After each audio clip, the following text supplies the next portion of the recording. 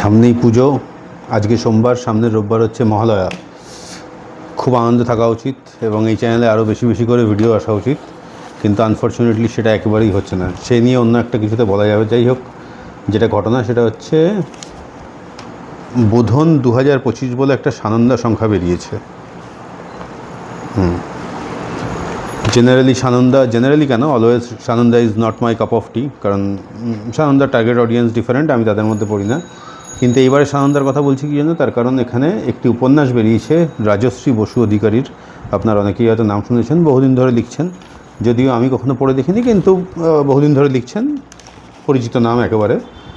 গল্পের মধ্যে রয়েছে সুকান্ত গঙ্গোপাধ্যায়ের একটা গল্প রয়েছে। সুকান্ত গঙ্গোপাধ্যায় আমার খুবই প্রিয় একজন লেখক, তাকে নিয়ে নতুন করে কিছু বলার নেই, আপনারা সবাই জানেন। সুকান্ত গঙ্গোপাধ্যায়ের তার একটা টপ 10 ভিডিও বানাবো, পুজোর সময় হয়তো বানাবো। এই মুহূর্তে একদম সম্ভব হচ্ছে না, কাজের এত চাপ বলে। তো তার একটা গল্প রয়েছে, নন্দিতা বাগচির একটা গল্প রয়েছে। নন্দিতা বাগচির আমি উপন্যাস পড়িনি, তার বেশ কিছু ছোটো গল্প পড়েছি, আমার কিন্তু বেশ ভালোই লেগেছে বেশ কয়েকটা গল্প। দিদি খুবই ভালো লেখেন।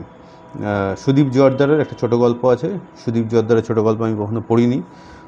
তো এই বাদবাকি আর যেগুলো আছে সেগুলোর খবর দেওয়ার কোনো প্রয়োজন এই চ্যানেলে মনে করি না।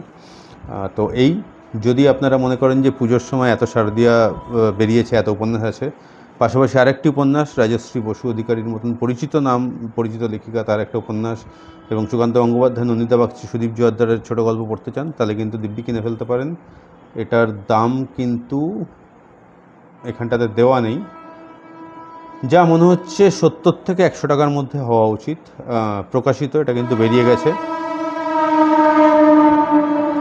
এটা আজকের আনন্দবাজার, তো চাইলে কিনতে পারেন। আমি হয়তো কিনবো না, 50-এর মধ্যে হলে কিনে ফেলতে পারি, 50-এর বেশি হলে এখন দেওয়া যাবে না। তো এই হচ্ছে ব্যাপার। ভালো থাকবেন, ভালো বই পড়তে থাকুন।